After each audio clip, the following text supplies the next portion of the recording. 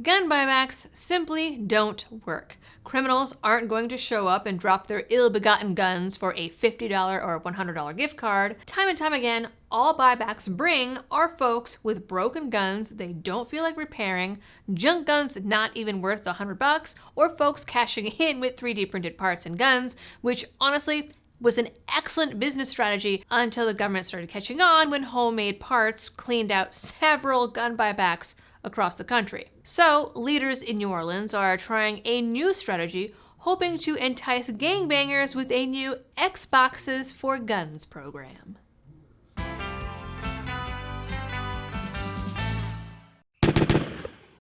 Hello everyone and welcome back to the channel. Sorry, this is just really silly.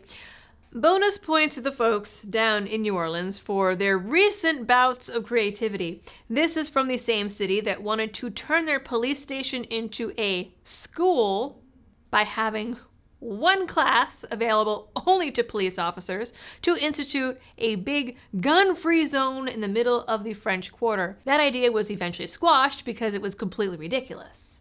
And now they've got an Xboxes for Guns program. Now, before I get into the details here, this video is brought to you with the help of Blackout Coffee Company. They are a small family-owned roaster based in sunny Florida that has supported this channel and your rights for years. Whether it is coffee, tea, or hot chocolate, they have got you covered with a cup that you can feel good about, knowing your purchase helps support channels like mine and some of your favorite gun rights groups. So, to check them out, go to blackoutcoffee.com/libertydoll. This idea was at least maybe a little more likely to bring in more guns than regular buybacks, though I'm not sure how much hardened criminals would care about Xboxes.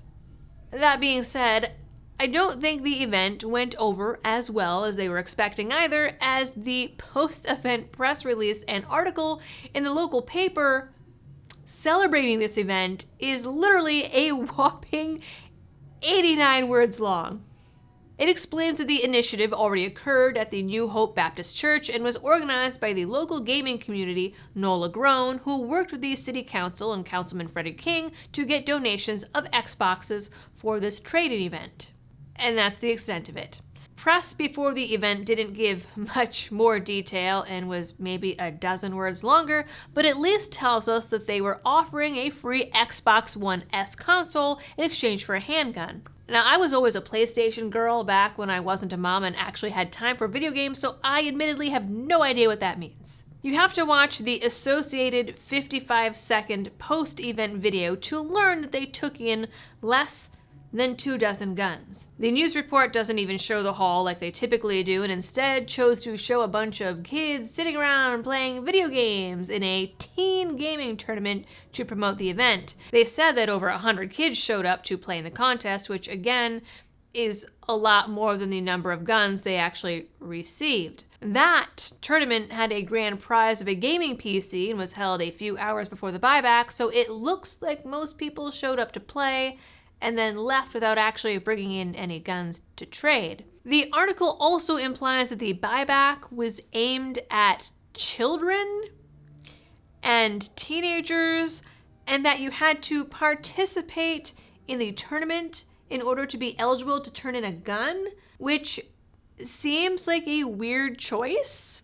A choice that seems more aimed at growing their organization than really getting guns off the street, because what gangbanger is also so good at video games that they can compete in a tournament to win a computer, care to spend that much time trying to win a computer, and then are going to sit around an extra 2 hours after the event waiting for the buyback to start just to trade in their back alley Glock for an Xbox. It seems like a lot of hoops that they would have to go through to turn in this gun for an Xbox. I don't know, man, maybe I'm wrong. I don't know what kids do for fun these days. In the post-event coverage, all 50 seconds of it, the organizer simply told local news that their goal was to give people something they'd actually take home and use, and that they hope they can run another similar event in the future with your tax dollars.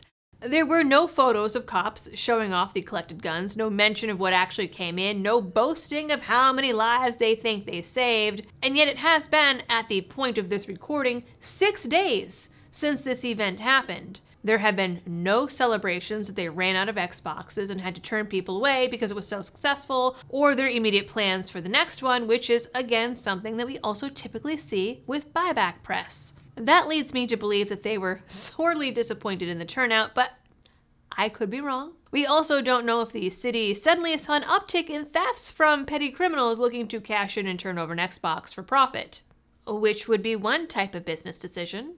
In the end, honestly, it doesn't really matter. The organizers said that they did this in direct response to Louisiana's permitless carry law, which really does not make sense because criminals would have been carrying without a permit anyway. Kids also certainly aren't legal gun owners, and even under the new law, violent criminals and children are still prohibited people. No constitutional carry law changes that, but of course a prerequisite for being a gun control advocate is not understanding the laws as they currently stand. And at the end of the day, I guess that's what this story is really about. And maybe a gaming organization trying to bump up their numbers by pretending that it was all about a gun buyback.